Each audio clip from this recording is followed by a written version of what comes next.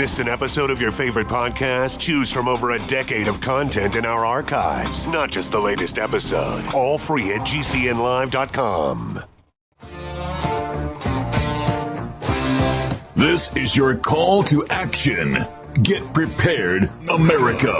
Economy, survival, energy, disasters. This is USAPrepares.com. Informative radio, educational radio. Interact now by emailing instructor@USAPrepares.com or text at 434-390-7953. Class, please take your seats. Now, your instructor, Vincent Finelli. Everyone all set? Cocked? Locked? Here we go. Your dial set correctly to USA Prepares. We're delighted you're in class with us today. Blake is engineering the broadcast in Minnesota. Thank you, Blake. I'm Vincent Finelli. And if you'd like to call us, 866-582-9933. 866-582-9933. And the telephone listen line is up and running just fine. 605-477-3249. 605-477-3249. Guineith Isaacs is with us live in Australia. Welcome, Guineith. Hello, Vincent. How are you this morning? I'm recovering. I am yesterday.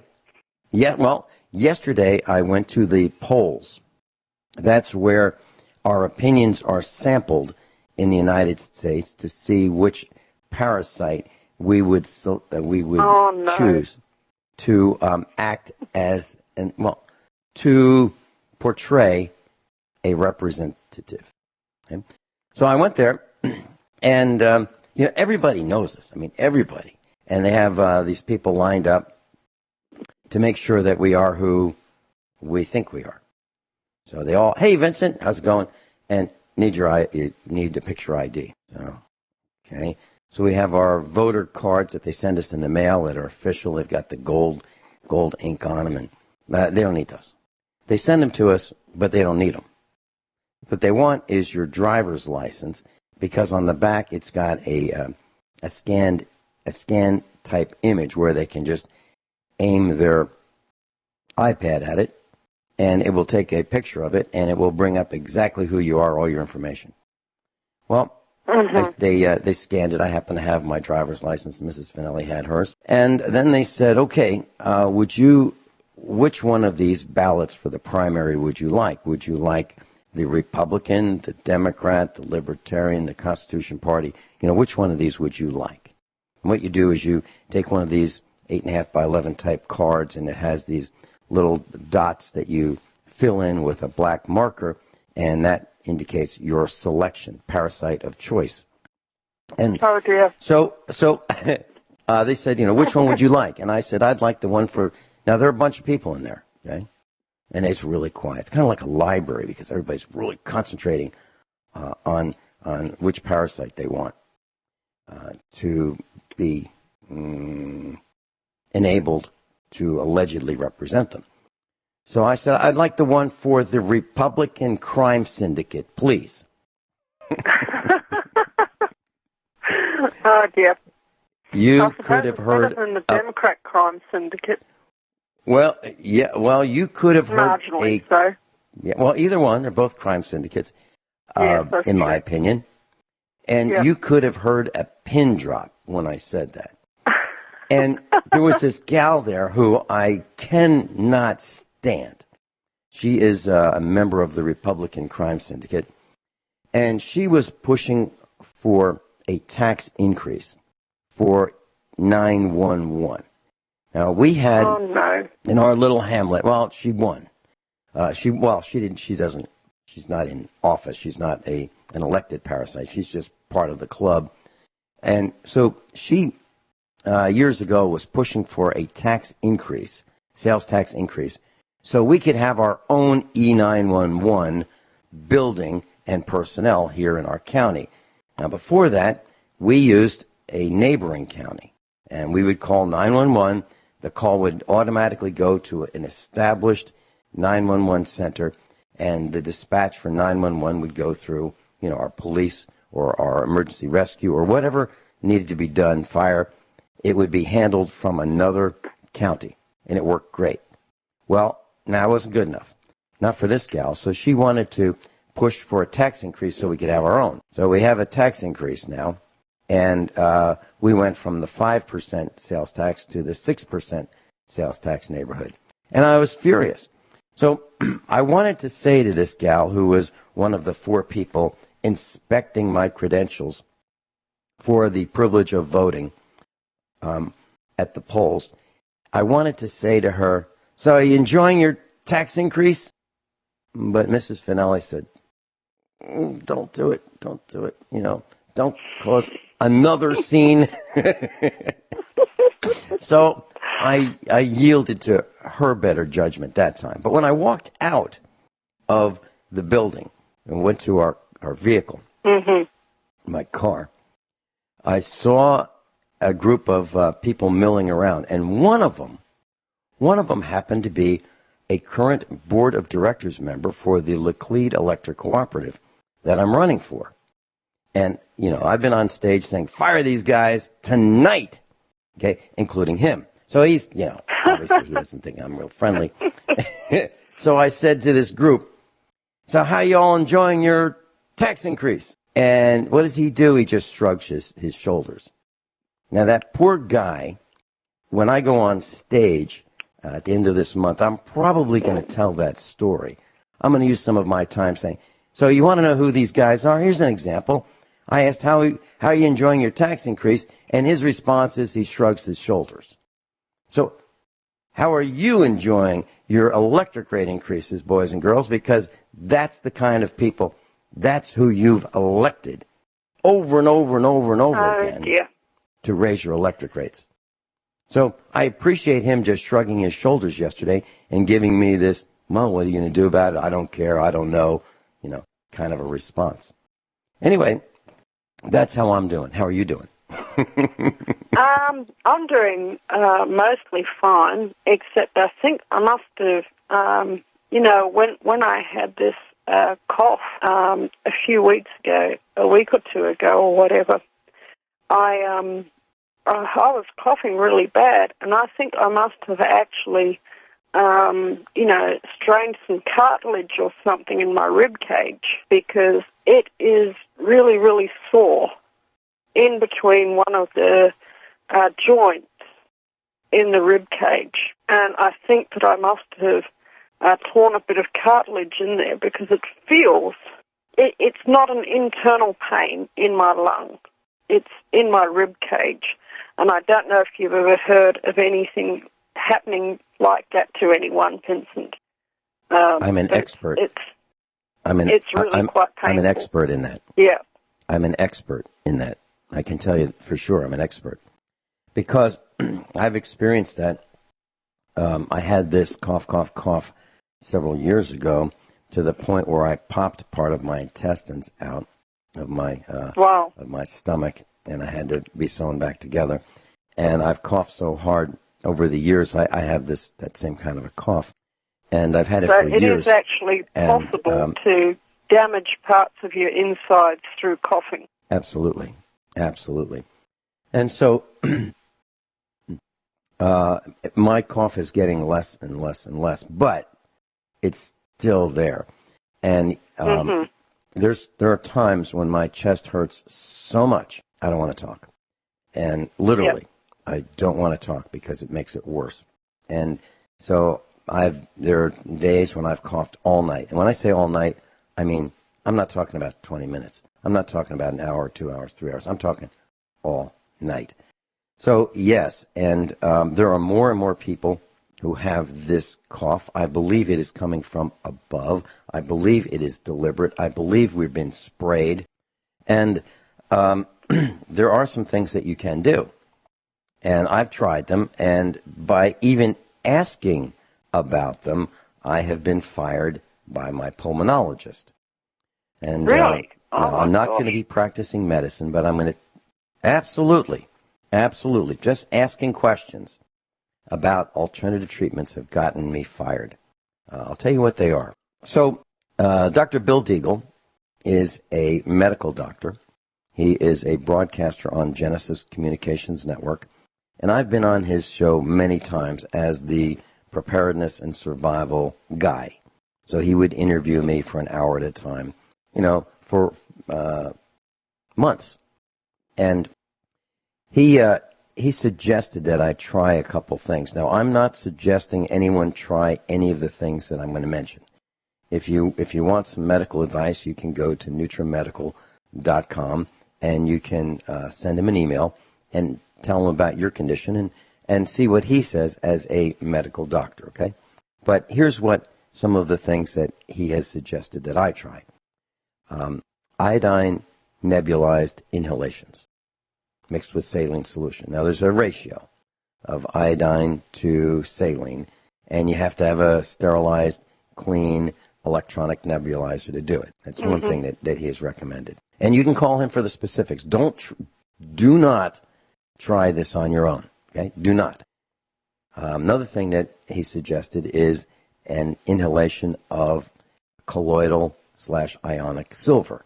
Now, he sells both of these products, and you can get them from him in the concentrations that he recommends, in the sterility that he recommends.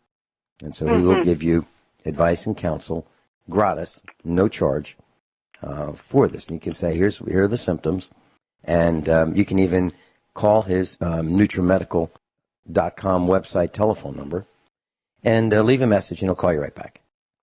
He's really good about that. So that was, some of the things he said. And then also, he has a proprietary blend of vitamin C and black pepper that he recommends.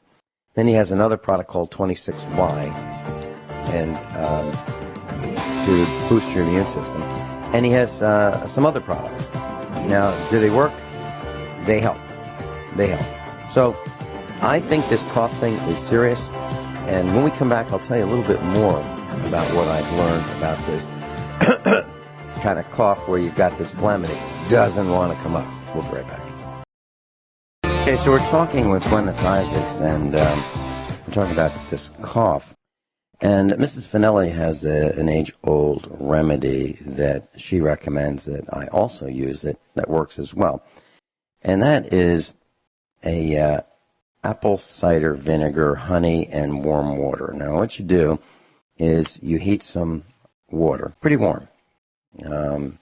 Actually, she likes it hot. Not so hot that you burn yourself, but pretty hot. And then she adds a teaspoon of honey and a tablespoon of apple cider vinegar. So a teaspoon of honey, a tablespoon of apple cider vinegar, stirs it up, and she sips it. You don't drink it, you just sip it. Sip now, and a couple minutes later, another sip, And so it can last an hour or longer. And that's what she does, and that works pretty well too, but that's kind of a short-term thing. So what's happened to me is they said, well, let's investigate what the problem is. So they did a fine needle surgery.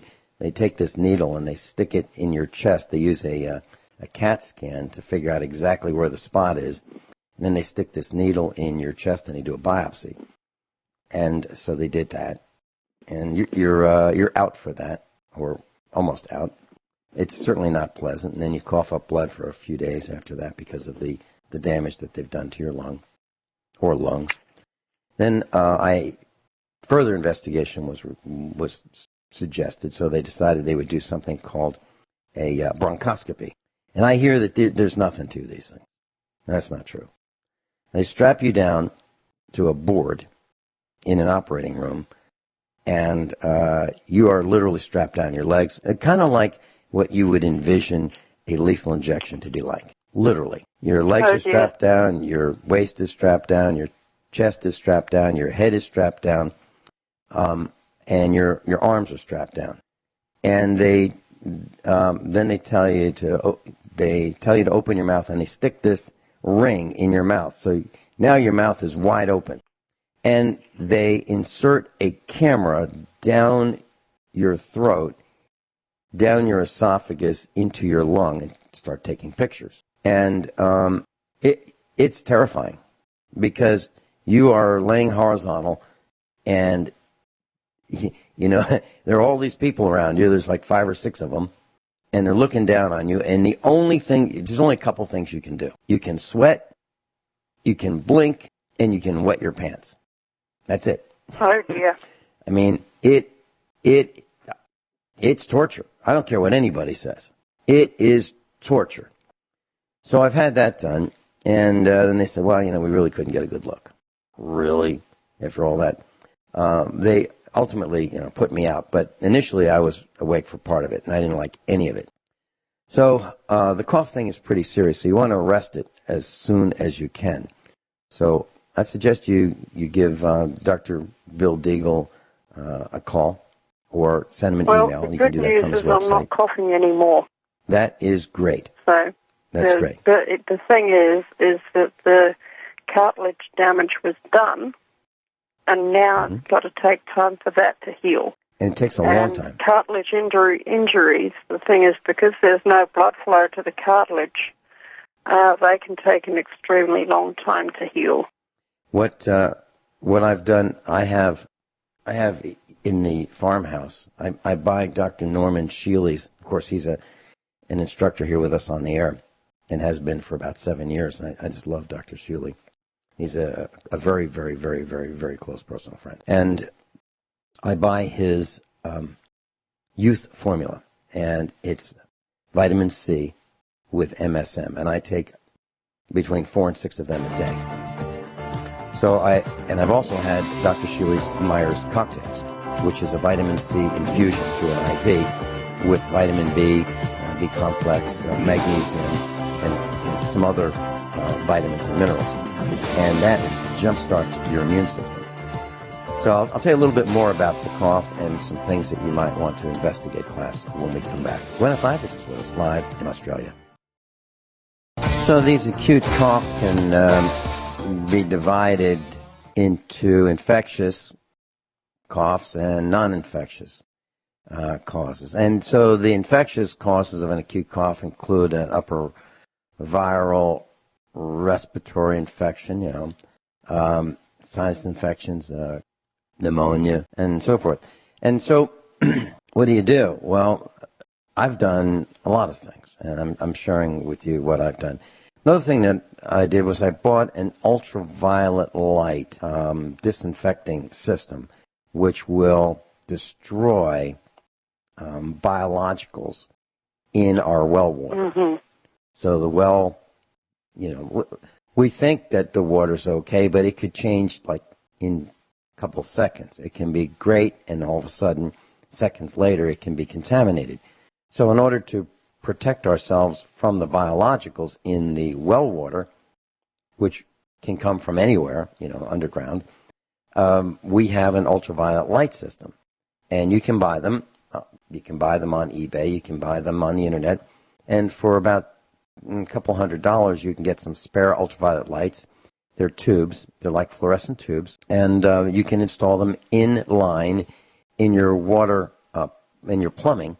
And you don't want to look at the ultraviolet light, but you can hook it up, and it uses a small amount of electricity, and it runs 24/7. So that's something you can do to protect yourself from biologicals that could be entering your home. Another thing you can do is you can get an ultraviolet light, which we bought, that you can install in your heating ducts. So you cut a small hole in your heating duct, and you have this little power supply, and it will power the ultraviolet lights, which are a PLS style, 13-watt type compact fluorescent straight tube, not a curlicube type tube. And you install that in your heating ducts, and it will disinfect the air that goes through your heating ducts. Another thing that I've done is I've disinfected our well. And the way I've done that is I took the well cap off, and there might be 8 or 10 small quarter-inch bolts that hold your well cap on. You take them off, and then you mix about a cup of non-scented chlorine bleach, the common stuff that you can get at the supermarket. It comes in gallons, half gallons, and you got to be really careful because this stuff is a killer. It's an absolute killer. It can destroy your lungs by breathing it. So you want to make sure that you do it with plenty of ventilation You don't want to breathe any of it, and you mix it about a quarter of a cup with, well, a quarter to 1 cup of this household bleach with a bucket of water, plastic bucket, use a plastic bucket, clean plastic bucket, and you pour that down your well. And then you rinse the well pipe with some more water. And that will disinfect the well. Now, you're going to have a chlorinated water smell, and chlorine will be in your water for about a week. So make sure you have enough water to use other water for drinking purposes, while that chlorine volatilizes from your well. So that's another thing you can do, and I've done that too. And let's see. So we've got a system for disinfecting the water in our well plumbing. We've got a ultraviolet light for our air ducts, and we've disinfected our well. Now, how often do you disinfect your well? Well, the thought is like once a year. Yeah. And that might be enough, but I don't know. I don't know if that's enough. So I'm probably going to do it more often than that. But it's a pain It depends on your circumstances, but if you do it too often, then you don't want too much of the toxins down the well, obviously, either, like chlorine. So there has to be a balance there. You know what I mean? That's exactly right. Right. Another thing that I've done, one of our instructors, his name is Stephen Hewer. He's going to be on with us on Friday. And he owns a company called Synergistic Nutrition. And I buy his products as well. And he has a product called colostrum. And it's bovine colostrum. It's a liposomal delivery. And it's a powder. And I've got it right here. And, in the studio. I take it every morning before breakfast on an empty stomach. And all I do is take a heaping teaspoon of colostrum, mix it with a cup of room temperature water, stir it up really well, drink it down. And that's what I have before breakfast. So I take it every morning before I go on the air, and I take it on the weekends as well. And then I take it at night before bed. So you want to take it on an empty stomach. And I believe that is helping me as well. So what is the answer for me? It's colostrum, colloidal silver, iodine, Dr. Shealy's Youth Formula, Dr. Shealy's multivitamin. It's called Dr. Shealy's Essentials. Eating well, as well as I can. Lots of greens, lots of colors, like purples and blues and greens and yellows. I'm talking about fruit and vegetables, raw. I'm talking about avoiding junk, avoiding sugar, and avoiding caffeine. And another thing I take is from Stephen Hewer is his Synergy 1 product, which stimulates stem cell growth. So those are the things that I'm doing, along with Mrs. Finelli's, recipe for apple cider vinegar, natural local honey, and warm water. And, you really, if you can, you've got to cough that stuff up, but it's brutal on the chest. And it takes a long time for the chest to heal, in my experience. It absolutely does. What I'm thinking of trying for my chest, because like I said, I think with me it's actually in the rib cage, and it's actually ripped a bit of the cartilage. I have a number of medicinal herbs growing in my garden, and one of the most valuable and a herb that I would just about never be without in the garden is comfrey, okay? And it's such a wonderful, beneficial herb for, staunching hemorrhages, for healing bruising, and also even for healing bone damage, and for healing, things like cartilage damage and that sort of thing. So it's such a wonderful medicinal herb. It's always been described as a first aid kit in just one plant, if that makes any sense to you, Vincent. Absolutely. And Dr. Richard Allen Miller has advocated the same thing that you are advocating. Another thing that I do is I take turmeric and curcumin. Do you do that? I don't have turmeric and curcumin, but I have heard of it, and I've heard that it is wonderfully beneficial. Another couple of antitoxic plants that I have are garlic and also lemon. Okay, and you mentioned earlier about apple cider vinegar. An old traditional remedy in our family was actually lemon and honey. Anytime you had a cold, then Mum would squeeze a lemon, and she would put a big spoon of honey in with it, and she would stir it around. And the directions were to sip it slowly, but try and drink it as hot as possible. And she would serve it to us, it would be almost boiling hot. But she would say, listen, I know it's hot, but just take tiny sips and try and drink it as hot as possible. And it really worked. It worked every time. And how many cough drops are called honey lemon cough drops, right? How many? Yeah, that's Lots right. Of them. But I think that it misses something when it's, for one thing, when it's not a fresh organic lemon, it misses something. And the other thing is when it's not fresh lemon, it doesn't have all the volatile oils that a fresh lemon has. And if it's an organic lemon from your own garden, you could even grate the zest and put the zest in the lemon drink as well, because the zest, that's the skin of the lemon, is also really hugely healing. Mm-hmm. Yeah. Yeah. And you want that from your garden so it doesn't have pesticides on it. No, because if you have it from a lemon from the shops, it's almost sure to have the daylight sprayed out of it, and that's not good for you.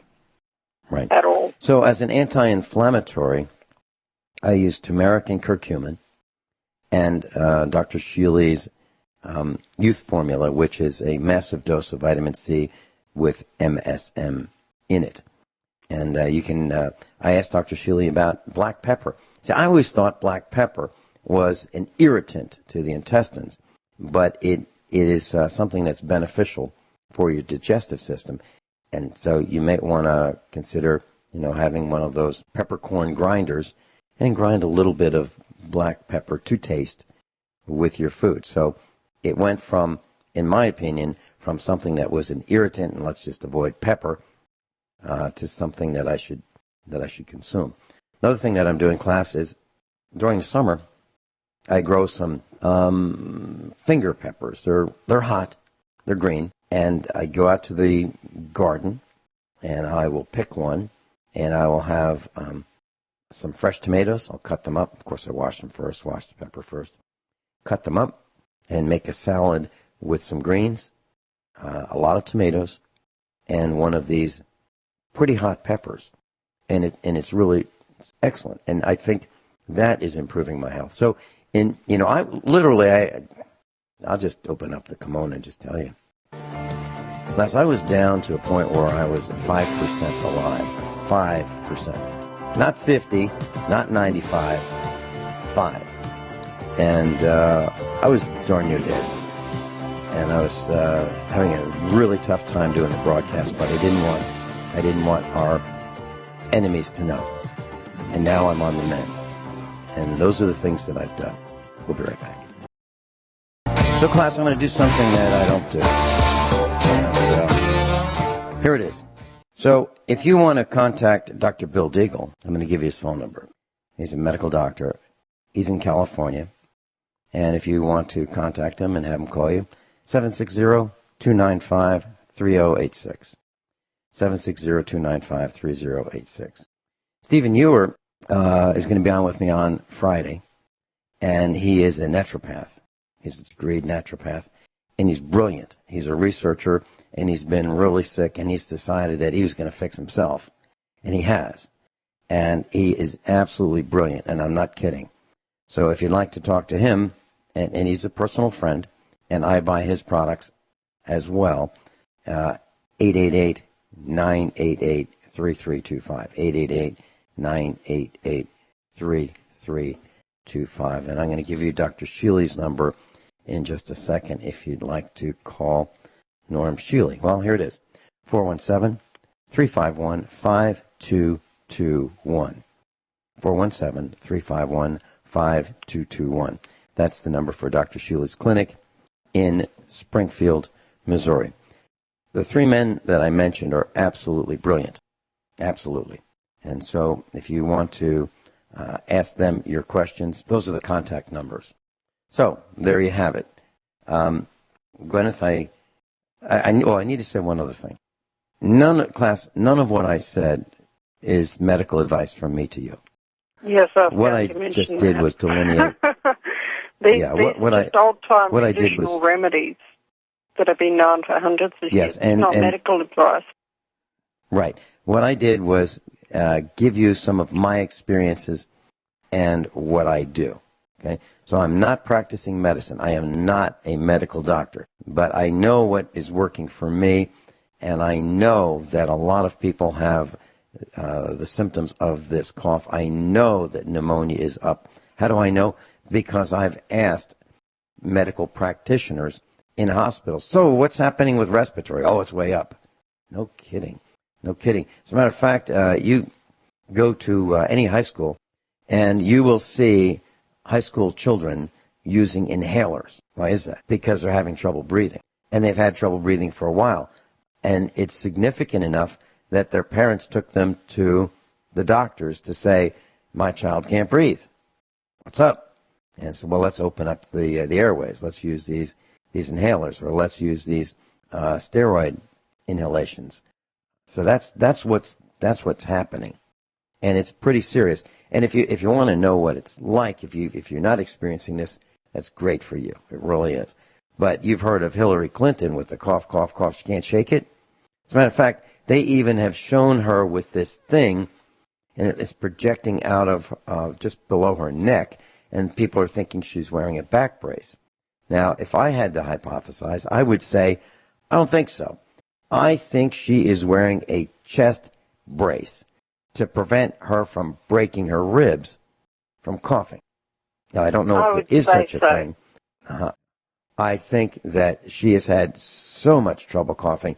She'd be interviewed, she'd be hacking away. Now, just from intuition class, that if she has this cough, she's been popping cough drops, she's been on cough syrup, she's been on, all the prevention type things she can think of. She walks around, or had walked around with her doctor in tow, okay, her medical doctor. So obviously she's doing everything she can to prevent the coughing, but she can't, because she's sick. So I kind of know what that's like, this coughing thing. Guineith knows what it's like. So those are the things that you might want to check out. And pneumonia is serious, okay? Pneumonia can leave scar tissue in your lungs, which can cause improper draining, which could cause more coughing. It's in a spiral. It's a spiral down. Another thing that can cause this coughing is postnasal drip. So what else can you do about that? Well, you can look into a saline spray, so that if you inhaled something that might cause sinus infection, sinus irritation, postnasal drip, you might want to spray with saline and rinse that out. Spray with saline, inhale it into your sinuses, and then blow your nose. Rinse and repeat. And this is not medical advice. This is just things that I do. We'll be right back. A U.S. congressman, a guy by the name of Collins, was indicted for insider trading. So, from Yahoo.com, New York, from Reuters, U.S. prosecutors on Wednesday said Christopher Collins, a Republican congressman from upstate New York, has been indicted for insider trading related to a drug trial at an Australian biotechnology company on whose board he served. So here we have a guy who is a Congress parasite. He has been in office for 3 terms. He's seeking a 4th term. A U.S. Congress term is 6 years. So he's been bilking us in the system for, those are my words, okay, those are my opinions, for 18 years. and he wants to do it for 24 years. And so he was indicted for insider trading. Can you imagine that? A respectable position such as a congressman. Who the heck respects these people who are politicians? No one I know has any respect for any politician. No one. I would agree. I would say there's only a few that I know personally that I would trust.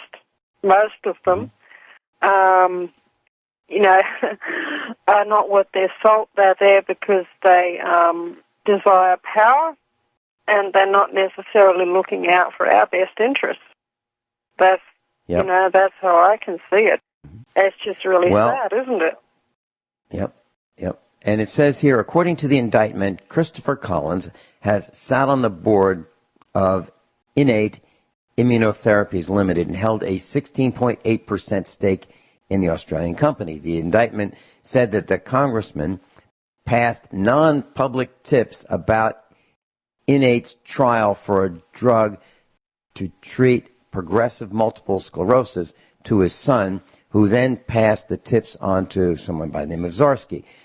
Collins, Zarsky, and 6 others whom they passed the tips traded on the information and avoided more than $768,000 in losses by selling before the results of the trial, which ultimately failed, became public, the indictment said. So, according to what I understand this article as saying, is this guy, this Congress thug, sits on the board of this immunotherapy company, and he knows that the drug trial for this new drug has failed.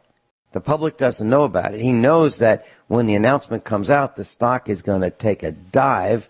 So what does he do? Yeah. He sells. Okay? Now, that's insider trading. That's what it is. It is. So here we have, it's illegal. It's It illegal. And that's, it's I believe. It's just not fair on everybody else. Right, because, the rest of us don't have that inside information. You got to ask yourself. No, we don't. Right. You got to ask yourself, why is it that someone will run for office for a job that pays, $185,000 or so, rounding? Why would somebody spend, $1 million in advertising and campaigning for a job that pays less than $200,000? Now, $200,000 in my world's a lot of money. But why would somebody do that? Because they can make millions and millions and millions doing it. And if you look at the politicians, many of them are very, very wealthy. And how do they get that wealthy? Through hard work? I doubt it. I think it's through inside information. And I told a story about Al Gore. I met Al Gore. Now, I can't prove this, okay? These are just my suppositions. That Al Gore met in 1980. I was at a convention, and he came up to look at our technology. We invented one of the world's best satellite communications receivers. Very simple. We invented a technology that had heretofore not been heard of, and we had a patent pending on it. So Al Gore comes over and he's looking at our satellite receiver. He's really interested. He wants us to form. And he wants us to join your a. Patent. Well, here's what. Well, I think sort of that was me. part of the. He's let me. scum of the earth from what I've seen. And the whole thing about the Arctic being available for navigation by the year 2018, I don't think that's happened yet. The whole, okay, so here's what I think. His climate video that he put out a few years ago. Yeah. Total bunkum. Well, here's what I think these Congress guys are up to. And here's like a story with Al Gore that you can kind of understand when I explain this. So he came over to our booth and we talked to him. He was dressed to the nines. He really looked, very, very expensively dressed. And he was very interested in our technology. And he wanted us to join this organization that he was going to create called SPACE, Society for Private and Commercial Earth Stations. And it was a lobby group to lobby Congress for legislation. And for $25,000, we could be a basic member. Well, I balked at that. It's like, really? We didn't have any money, let alone give this guy, $25 grand a year. Well, I think the plan was to have us join, and then he, check with us, often, once a month maybe, or more often or less often. Hey guys, how's it going? So what are you up to? Oh, hey Al, we just invented this coolest thing. It's revolutionary. It's unbelievable. And he'd take all your technology. Well, I think what he would do is go to his buddies in the military and say, hey, you know what? There's some guys that are in California, and they've invented this really cool thing, and I think you guys might want to know about it. And, for the right amount of money, I can tell you who they are. And then for his buddies, he could pass in information that, hey, I know this company, and these guys invented the cool thing, and I think it's going to take off, and you may want to buy stock. And then he could enrich his own coffers with such a scheme. He could sell the information to the military-industrial complex, and he could get money from us. So he'd get money from us, the military-industrial complex, and through insider information. Now, I'm not saying he did. Yep. I'm not saying he did. I'm saying that could have happened. That could have happened. Now, I do know that Charlie Ergen was a member of Space. And let me just look up Charlie Ergen really quickly. And Charlie Ergen, let's see. Okay. Dish Ergens steps down as CEO to focus on building wireless business. Dish, this is on the internet. Dish Network Chief Executive Officer Charlie Ergen is stepping down from his role in order to focus on building the satellite TV provider's wireless business. Okay, so Charlie Ergen was on a publication called Channel Guide back in 1980. It was like the satellite, it was TV guide for satellite channels. And I and my two business partners were on the front cover of that same magazine, or same publication as Charlie Ergen. Charlie Ergen's company did get involved with space. And the result is clear. I'm a farmer, and Charlie Ergen was the chief executive officer of Dish Network. So did it work? Yeah, it really worked. So that's my take on what happened from, what happened to me and my two business partners. We developed the technology. We really had a product. We were engineering really cool things in the electronics world, whereas Dish Network didn't really they weren't building a product. They were selling a service, and it was called Echo Star in those days. Now it's known as Dish. So that's the story about how I think these Congress parasites do the backroom deals and how they get so wealthy. It's not because they are so brilliant. It's not because they are representing our interests. It is not because they are fighting for us. Yeah. They've actually got people really conned into thinking that it's a good thing if the price of their extortion racket increases. Yeah. Yeah. So we've done about 1 hour and 17 minutes talking about things that we had no intention of talking about today, right? Yeah, we were going to talk about what's been happening on some other GCN shows. It's a really, really bad thing when broadcasters start getting taken off the air. It's whether that's off of free-to-air radio or off of particular platforms like YouTube, like Facebook, like Spotify, for instance. And, of course, I'm talking about Alex Jones. I think it's a really, really terrible thing what they're doing to him. It's absolutely awful, and it's a big, big, big red flag. This is what happens in communist countries just before they get to going on purging mood. It's not good. And, I was out digging in my garden and all of that today, and I was thinking to myself, oh, no. I'm listening to the Alex Jones show and talking about all the things that have happened to him. And I feel really, I feel really sorry for him. I know that he's put himself out there. He's such a courageous guy. He's an absolutely great guy.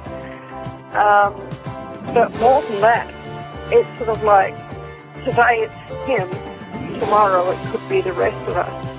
And for me, that's an even more disturbing thing. Does that make sense? I'm concerned. Yeah, I'm concerned about our longevity. Yeah. We'll be right back. We mentioned that Christopher Collins, a U.S. Congress thug, has been indicted. And he has, I guess the term they use is served for 3 terms. And he was working on his 4th 6-year term. Well, that's why I say never re-elect anyone. Never re-elect anyone. Because that's the kind of thing that they do. Now, as far as what Guineith Isaacs was saying about Alex Jones, Alex Jones is the #1 broadcaster right here on Genesis Communications Network. He is by far the #1 guy. I absolutely want Alex Jones to survive. I absolutely want him to continue broadcasting. I don't listen to any radio broadcasts. I don't. Now, being in the broadcast arena, you might find that interesting, that I don't watch television and I don't listen to the radio. I don't. I do not want to be influenced by what other people say. Now, that has nothing to do with Alex Jones. I'm just saying, as a general statement, I don't listen to the radio and I don't watch television. Every once in a while, I mean, maybe once for a couple minutes, if I'm in the car, I might turn the radio on for just a couple minutes, just to see what the ratio of commercials to broadcast content is. I might do that. But that's very, very rare. Maybe once for a couple minutes every 6 months, at the most. So I don't listen to the radio. So I don't know what some of the other broadcasters are saying. I don't. And I don't want to be biased by hearing what they say and then me saying the same thing. So everything that you hear from me is from me. It's not regurgitated, processed, homogenized from others. It's not. It's from me. It's from what I read, what I learn, what I know, and my experiences all mixed together and put into words on the air. I was sad to learn that Joyce Riley, a broadcaster on Genesis Communications Network, ceased her broadcast, and then she ended up passing away. Very sad. So we lost her voice. Aaron Dakins, another USA Prepares instructor, has ceased broadcasting. So we lost her voice. I do not want any of the voices, even if I happen to disagree with them. Now, I'm not saying that the people I mentioned I disagree with. I'm not saying that. I'm just saying even if I were to disagree with an alternative radio broadcaster, someone who is broadcasting the truth, even if I didn't happen to personally like them, I still want them to broadcast because I want our voices heard. I want the truth to continue being heard. I don't want it stifled. I don't want it muzzled. And that's why I have a problem with these social media outlets controlling the message by eliminating and stomping on free speech. Now, yes, it's their company, and they can have policies and procedures, and they can say, you know what, we don't want people who are blue or people who are green or people who are pink broadcasting. I mean, they can say stuff like that. Well, it's their company. But I still like the idea that all sides can be heard, and the intelligent people who are listening to the messages and do their own research can ferret out the truth among the lies for themselves. I want our messages to be heard. And that's why I do it. I don't get paid for this. No one on USA Prepares. No one. Not Guineith, not Norm Shealy, not Rick Miller, not Rick Scheben, not John Regan. Nobody gets paid for being on the air with us. Nobody. We are all volunteers. And why are we volunteers? Because we think the message needs to be heard. That's why we do it. That's why I take time out of farming, several hours a day, 5 days a week, to host USA Prepares. That's why I do it. That's why I call people back when they call here. Because I think it's important that we spread the message about the truth. Because we're going down. We're going down. We're outnumbered by parasites. We're outnumbered by people who, I call it Mother's Day. What's Mother's Day? Mother's Day is like the second day of the month when you go to the store and you see people who can work, who are not working, who are getting handouts that we are paying for. I call it Mother's Day. And there are people who have 6, 7, 8, 9, 10 children because their mother said, tell you what, go have some children, and then I'll call the government and say you can't handle them, and then I'll take them as a foster parent and get paid. That's Mother's Day. We'll be right back. And if you'd like to find out more about her, you can go to USA Prepares, click on the Instructors tab, and you'll find a link to her. Guineith, I was reading an article that really bothers me. I mean, this really, really bothers me. The Cincinnati, Ohio police officer has used a taser on an 11-year-old girl for stealing food at a local grocery store. Headlines, dailymail.co.uk. Cincinnati police say that an officer used a taser around 9:30 p.m. on Monday at a local Kroger store in Spring Grove Village. The police say that the preteen was suspected of shoplifting, placing a lot of food in her backpack. I don't know what a lot, 2 words, a lot of food in her backpack means. Really? Officials say that anyone over the age of 7 can have a taser used on them. Let me say that a different way. Man. Officials said that anyone over the age of 7 can have a taser used on them. Now, so they suspected this 11-year-old of stealing food. Cop comes and tases this 11-year-old. Now, why would an 11-year-old be stealing food? Maybe because she and her family was hungry. Maybe, yeah. Now, maybe so what do we do? At home. Maybe her parents are having a hard time. Right. Now, I'm not saying that stealing is right. I'm not saying that. But I am saying that using a taser on an 11-year-old is wrong. Now, here's my thought. Absolutely not. So when a police chief or a sheriff says, all right, we're going to use tasers, and here's our policy. Anyone over 7, you suspect them doing something wrong, they're running away from you, save your steps, save your energy, save your breath, fire that taser. Let them have it in the back, and then you can reel them in. Well, I suggest that we need to have a law that says that no police department or sheriff's department or government corporation agency shall use a taser on anyone until the police chief is tased, the mayor is tased, the city manager is tased, the public information officer cop is tased.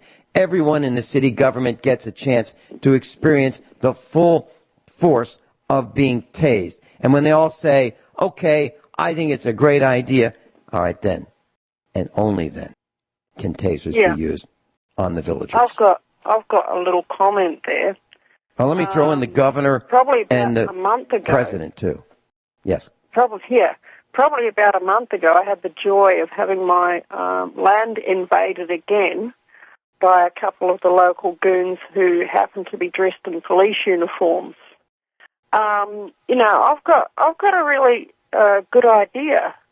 All right. Now, I'm not suggesting that we should do this, but how would they like it if somebody came around to their place and trespassed on their land and threatened to kidnap them and throw them in the back of their car, of their car, and drive them to God knows where, over God knows what sort of roads, to meet with people who are potentially hostile to them? How would they feel about that?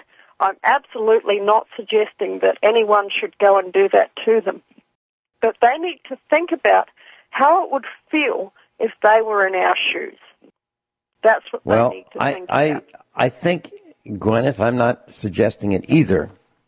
However, I think that they're going to have a chance to experience it.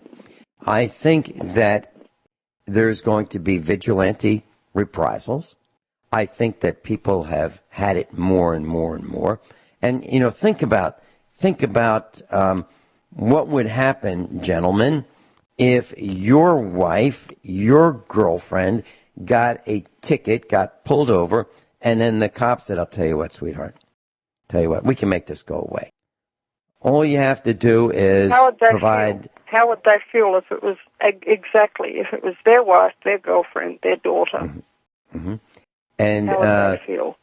Right. So they would not be impressed. Right.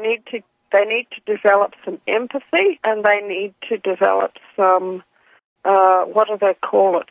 Theory of mind. Now, what I'm saying, a psychological concept. It means to be able to interpret how other people are feeling and to recognize that those feelings are valid. I'm saying that I feel that there will be a day coming soon that the people in uniforms will get a chance to experience some of what they dealt to the villagers. They're going to get a chance to experience what that's like, because when society breaks down, I think that it may end up being open season on the people who have dealt harm and inflicted pain, mental and physical, to the villagers. I think it's coming back their way. I'm not advocating it. I actually absolutely agree with you. And like I say, it's not necessarily going to be you and me, because we're not inclined to do that sort of thing. But there's a lot of other people out there who are not as developed in their souls as what you and I are. And, when Alex Jones was going on about what was happening with him, he mentioned a particular fellow called Robespierre. And he was during the French Revolution, and he was the inventor of the guillotine. And, he thought that would be a really, really good way to solve all of France's social problems was to have a guillotine in every town square. And you'll never, ever guess how Robespierre actually died. Did he guess how he died? He tested his machine? He got to test his own machine.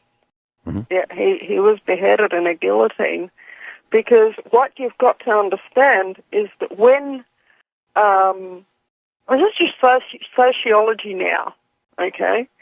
When you get a particular set of psychological circumstances develop, okay?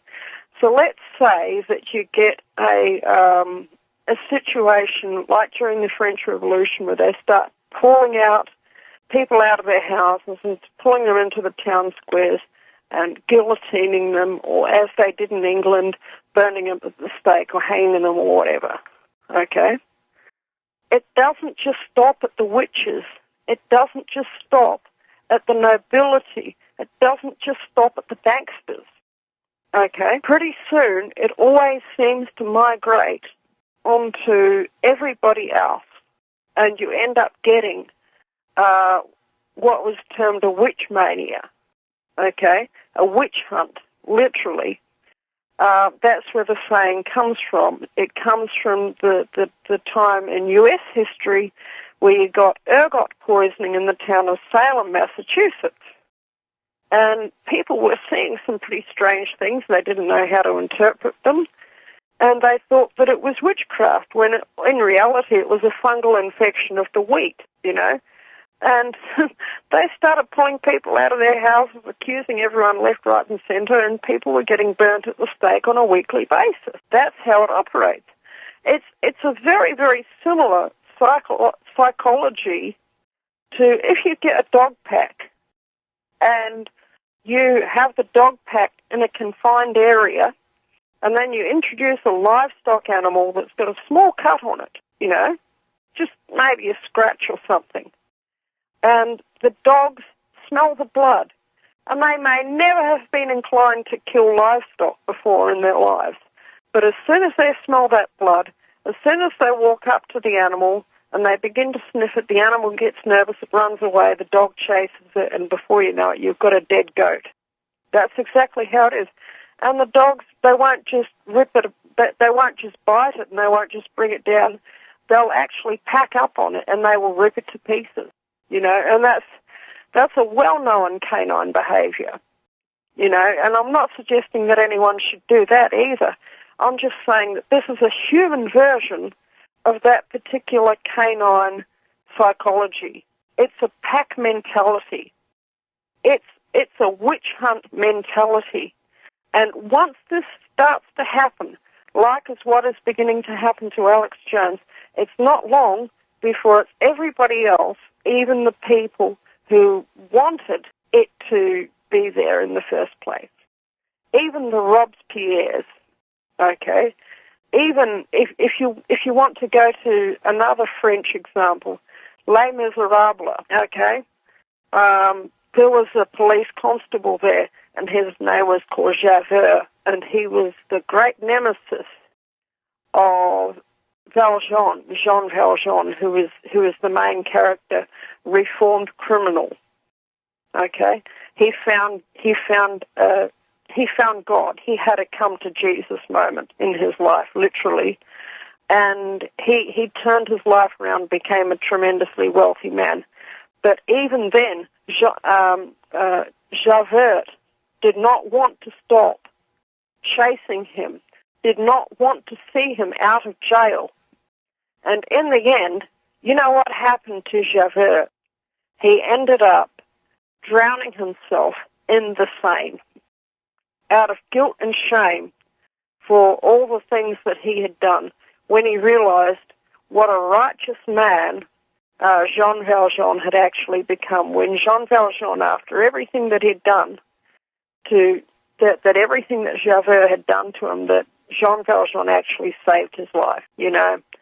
And when that happened, Javert actually was so ashamed of himself, he drowned himself in the Seine. In the book, and like I say, I'm not wishing any harm on anyone, but I'm saying that this is the sort of psychology that is in operation, okay? It's going to end up being worse just from simple psychology for the police than for just about any of the rest of us. Yeah, and do we think that cops, do we think the cops plant evidence? They can't see it. They don't realize it. We'll be right back. And, yeah. So here's a story, class. dailymail.co.uk. Headline: The shocking moment an off-duty New York Police Department sergeant. Wow. New York Police Department sergeant, 40 years old, shoots a 21-year-old love rival in the face during an argument, and then tries to plant a knife on him, and it's captured on security cameras. So here we have, you know, when we talk about the blue plague, that's what we're talking about. That's exactly what we're talking about. An off-duty New York Police Department. They say New York's finest. This guy has been caught on camera, a sergeant, New York Police Department sergeant, 40-year-old, shooting a 21-year-old love rival in the face during an argument, and then tries to plant a knife on him. You know, I shot him in the face. Why? Well, he had a knife. So he was stripped of his gun and his badge. Now, sometimes, I was thinking about this morning before the broadcast. The cops have this thing they call a badge. Sometimes they call it a shield. I think a shield is more a shield because it protects them. Right. It protects them from prosecution. So they're shielded from being prosecuted for the murders and the crimes that they commit. It's really hard. I've been told that I have to show respect, and I have to respect the board of directors of the electric cooperative. I've been told that that's what I have to do.